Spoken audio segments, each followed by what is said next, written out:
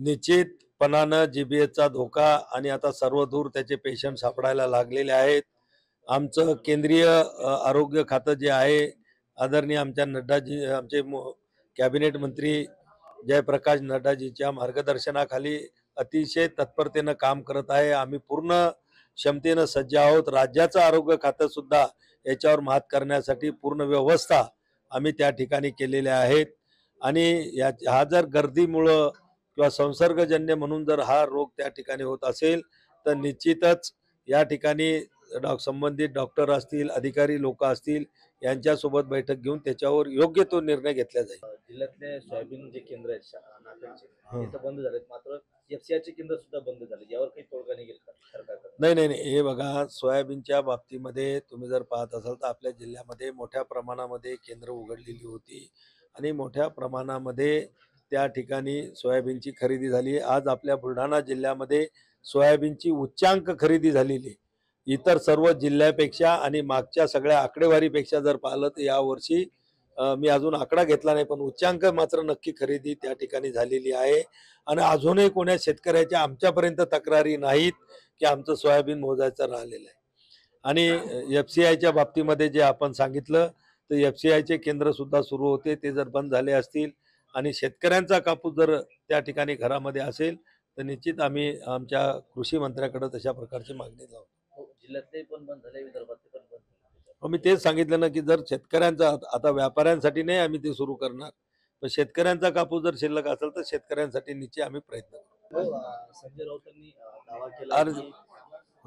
दावा केलाय की शिंदे यांची शिवसेना ही भविष्यामध्ये भाजपमध्ये विलीन होणार आहे, नाहीतर एक गट जो आहे मोठा गट तो कोकणातल्या एका नेत्याच्या नेतृत्वामध्ये प्रवेश करेल। हे बघा, माननीय आमचे मुख्य नेते एकनाथराव शिंदे साहेबांच्या नेतृत्वामध्ये दररोज उबाटा गटाचे नेते त्या ठिकाणी प्रवेश करत आहेत। आजही तुम्ही बुलढाणा या ठिकाणी मोठ्या प्रमाणामध्ये उबाटा गटामधले अनेक पदाधिकारी, लोकप्रतिनिधी, माजी लोकप्रतिनिधी यांनी तुमच्या सर्वांच्या साक्षीनं आज शिवसेनेमध्ये एकनाथराव शिंदे साहेबांच्या नेतृत्वामध्ये या ठिकाणी शिवसेनेत प्रवेश केलेला आहे। आणि म्हणून आता उबाटा गट संपत चाललेला आहे। उबाटाच्या संजय राऊताच्या यांच्या पायाखालची वाळू पूर्ण त्या ठिकाणी सरकलेली आहे आणि म्हणून आपली लोक थांबवण्याची ऐवजी दुसरी लोक किंवा दुसऱ्या पक्षाचं काय होईल याचं भवितव्य करणं म्हणजे मला वाटतं हे योग्य नाही।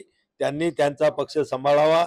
शिवसेना सांभाळण्यासाठी, बाळासाहेबांचे विचार पुढे नेण्यासाठी एकनाथराव शिंदे साहेब समर्थ आहेत। रविकांत तुपकर म्हणतात की प्रतापराव जाधव हे नशिबाने केंद्रीय मंत्री झाले, त्यांचा काही जिल्ह्याला फायदा नाही।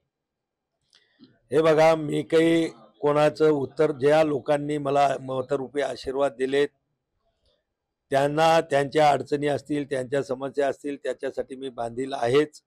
आणि जिल्ह्यासाठी काय केलं मला वाटते यांनी, यांच्या सगळ्या बाकीच्या ज्या काही असतील त्या आता मी बोलत नाही, तुम्हाला माहिती मी कोणावर टीका करत नाही, पण बुलढाण्याचा जर 6 महिन्याचा जर त्यांनी अभ्यास केला तर आयुष मंत्रालयाच्या माध्यमातून, आरोग्य विभागाच्या माध्यमातून किती कामं झालेत हे यांनी, ते बऱ्याच कार्यालयामध्ये जाऊन आंदोलनं करतात, धरणे आंदोलनं करतात, जरा इथेही जाऊन त्यांनी आरोग्य विभागाकडे जाऊन विचारणा करावी की 6-7 महिन्यात काय काम केलं। पण रविकांत तुपकरांना फक्त शेतकऱ्यांसंदर्भातच समजते काय आणि आयुष मंत्रालय संदर्भात समजत नाही का, तुम्ही जर असं म्हणताय? नाही, मला वाटते तुम्ही सुज्ञ पत्रकार आहे, तुम्हीच त्याला समजायला पाहिजे की कशा समजते की 4700चे भाव असल्यानंतर अरबी समुद्रात उडी मारायची आणि 3800 रुपये सोयाबीनचे भाव झाल्यावर घरात बसून राहायचं, कोणाला शेतीत बी किती कळते हे बी तुम्ही लोकांनी समजून घेतलं पाहिजे।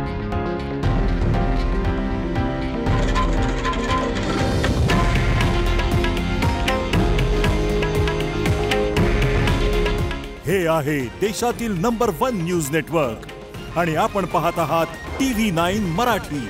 काळजी तुमची, हित महाराष्ट्राचं।